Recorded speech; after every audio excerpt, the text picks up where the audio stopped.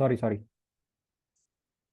Assalamualaikum warahmatullahi wabarakatuh. Selamat pagi, siang, sore, dan malam Pak Arif. Perkenalkan kami dari kelompok J ingin mempresentasikan hasil diskusi kami mengenai paper yang berjudul Silicon Near Infrared Sensor Using Trans Photodiode Array. Dengan anggota kelompok yang pertama ada Ikhlas, Raditya Danendra, Yumi Makarisa, dan Sulfikar Hias. Di dunia saat ini, teknologi Internet of Things semakin berkembang. IoT adalah sistem perangkat yang dapat saling terhubung, mengumpulkan dan berbagi informasi melalui jaringan internet. Contoh IoT adalah alat rumah pintar, kendaraan otomatis, hingga sensor pada perangkat medis. Untuk IoT bekerja dengan baik, dibutuhkan sensor yang mampu membaca berbagai jenis informasi dari lingkungan termasuk cahaya inframerah dekat. Nah, tujuan utamanya itu ada mengoptimalkan sensor untuk IoT, yaitu efisien, miniatur dan hemat biaya, mampu bekerja di berbagai lingkungan termasuk suhu tinggi. Yang kedua ada mengatasi kekurangan material lain, yaitu indium gallium arsenide, lalu digantikan dengan silikon. Yang ketiga adalah meningkatkan efisiensi absorpsi silikon. Next. Nah, teknologi komunikasi IoT yang ada itu ada Wi-Fi, Bluetooth, dan inframerah atau IRDA. Nah, permasalahan dalam teknologi sensor infrared itu ada apa aja sih? Yang pertama adalah efisiensi penyerapan cahaya rendah. Nah, silikon adalah material umum yang digunakan pada sensor, namun panjang gelombang cahaya inframerah dekat hanya sedikit diserap oleh silikon karena penetrasi cahaya terlalu dalam. Artinya, sebagian besar cahaya tembus tanpa diserap. Untuk menyerap lebih dari 90% cahaya inframerah atau kurang lebih 1 mikrometer, diperlukan lapisan penipisan silikon setebal 400 mikrometer. Masalahnya, ketebalan ini membutuhkan tegangan tinggi, yaitu lebih dari 100 volt untuk menciptakan lapisan penipisan tersebut.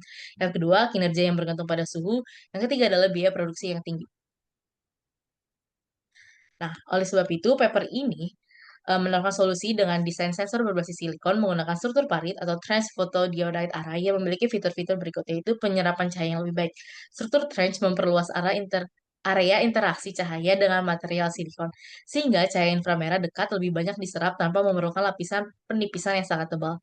Dengan tegangan rendah atau kurang dari 10 volt, sensor ini mampu bekerja dengan efisiensi tinggi setara 80% pada panjang gelombang 940 sampai 1020 nanometer.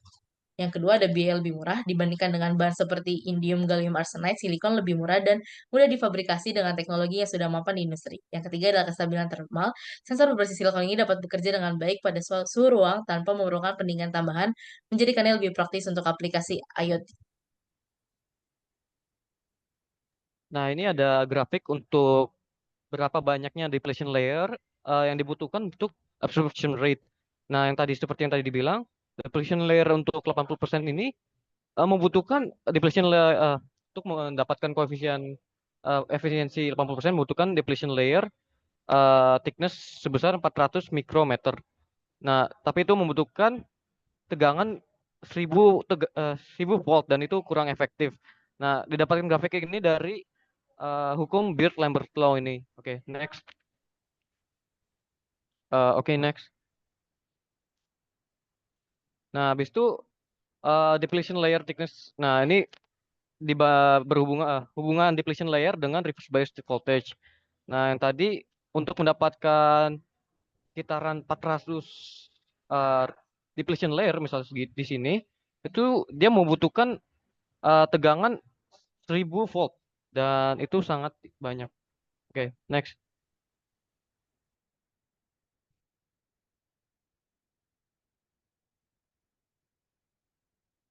Nah, ini adalah bentuk struktur yang dipropos oleh paper ini yaitu trench photodiode array chip. Nah, dengan ini area area yang dapat dikenakan oleh cahaya akan lebih banyak dibandingkan eh, versi yang normal yang versi basic atau yang normal yaitu yang planar yang datar. Yang datar tadi itu yang membutuhkan depletion layer dibanyakan.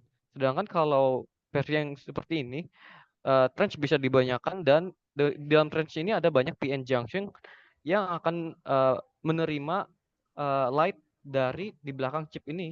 Oke.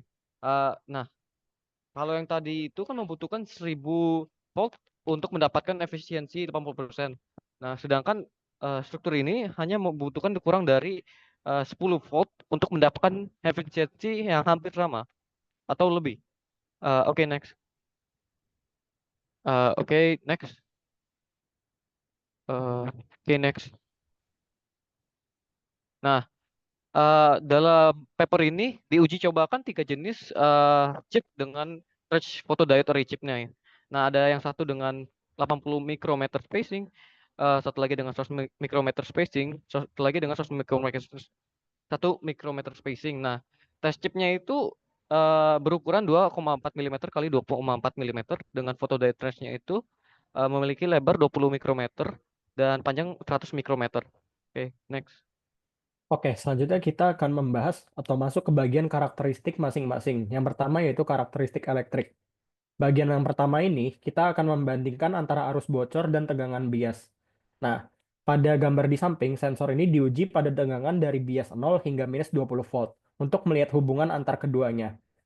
Nah, seperti yang dilihat pada hasilnya di bawah, kita dapat memiliki kesimpulan bahwa jarak fotodiode yang lebih kecil meningkatkan arus bocor, karena area depleasingnya terbentuk lebih cepat, yang nantinya akan mempengaruhi stabilitas dari sensor tersebut. Kemudian masih bab karakteristik elektrik, kita akan membandingkan kapasitansi dan juga tegangan bias. Nah, hasilnya dapat dilihat seperti pada slide ini.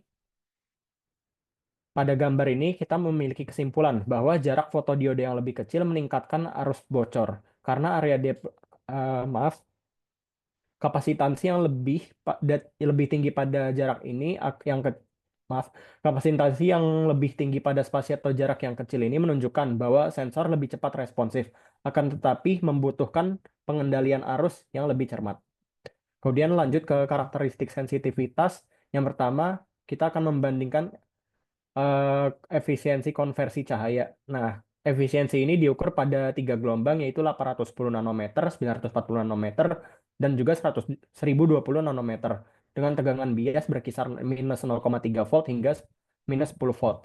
Hasil-hasilnya dapat terlihat seperti pada slide ini, dan juga kesimpulan pada slide ini, yaitu sensor sangat efisien pada panjang berkisar 940 sampai 1020 nanometer, yang dimana ini relevan untuk komunikasi optik dan juga IoT. Kemudian masih karakteristik sensitivitas, kita akan membandingkan antara efek jarak antar, yaitu spasi fotodioda, yang dimana hasilnya dapat dilihat pada efisiensi tertingginya masing-masing. Efisiensi ini diukur pada 80 mikrometer, 100 mikrometer, dan juga 120 mikrometer dengan panjang 940 nanometer. Kesimpulannya yaitu jarak fotodioda yang lebih besar memungkinkan lebih banyak cahaya untuk mencapai area reaktif, yang pada akhirnya meningkatkan efisiensinya tersebut. Kemudian selanjutnya ada kinerja respons. Nah, seperti pada gambar di samping, pada bagian ini kita akan mengukur sinyal cahaya pada fotodioda yang diuji dengan frekuensi modulasi berkisar 8 MHz hingga 15 MHz dengan menggunakan LED yang memiliki panjang 940 nanometer. Nah, kesimpulannya apa? Kesimpulannya pada gambar tersebut dan juga uji coba ini, respon cepat pada NIR ini memungkinkan untuk sensor yang digunakan dalam komunikasi optik untuk memiliki kecepatan yang lebih tinggi. Lanjut. Pada bab 4 ini, bab ini membahas pengembangan sensor infrared dekat NIR berbasis silikon menggunakan trench photodiode array. Pendekatan ini memungkinkan peningkatan sensitivitas dalam spektrum infrared dekat yang sebelumnya sulit digapai dengan material silikon konvensional dengan mempertimbangkan dimensi chip. Poin-poin utama di sini yaitu pertama prinsip kerja dan struktur. Trench photodiode array dirancang dengan struktur mikro yang memanfaatkan efek pembangkitan muatan listrik lebih efisien di panjang gelombang near. Trench ini meningkatkan area penyerapan cahaya dan mengoptimalkan pengumpulan pembawa muatan.